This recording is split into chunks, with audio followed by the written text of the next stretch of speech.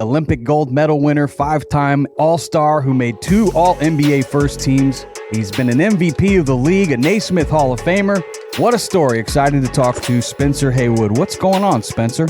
Oh, man, thank you for having me. I was just hanging out with Shaq Fu. Nobody loves me like Shaq. Another guy, though, Spencer, who should love you, especially since he passed Kareem on the all-time leading scorers list, is LeBron James, because hadn't you stood up to the NBA, all the way to the Supreme Court, to fight for your right to play basketball, LeBron James, no question about it, at this point, he wouldn't have passed Kareem. Can you explain what you did in 1971 that changed the game of basketball forever and has ultimately helped make King James the king of the NBA at this point?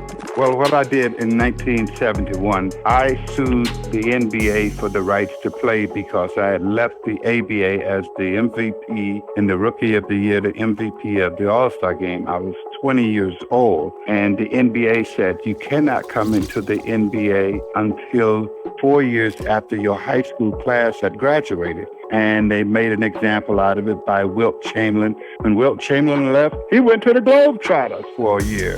And then he came into the NBA. I said I wanted to play. Sam Schupman said, I'm going to play him. He was the owner of the Seattle Supersonics, so we filed suit to play. That's crazy. I know, but that's the battle, because you had the NC2A who was like hanging over the NBA and giving them guidelines and what to do because they felt that that was the end of the NIL, the NC2A as we know it, because players are going to be wanting to get paid. You're going to have players leaving college early like Michael Jordan, Magic Johnson, Larry Bird. So we're going to have these guys leaving. It's going to destroy the game. That's what was told. And so we get all the way to the Supreme Court, and I won the case 7-2. And that's how I won that case. And from there, we have created over $60 billion in players' salary.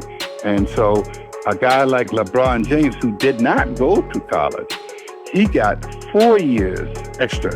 And so those 4 years extra of playing time in the NBA enabled him to surpass Kareem by 8,480-something points or something like that.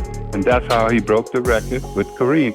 Plus, he's about $200 million richer because he didn't spend the time in college. Well, hopefully he's bought you a meal or two, the king. No, he don't even speak to me. No, I'm joking. Download it wherever you get your podcasts.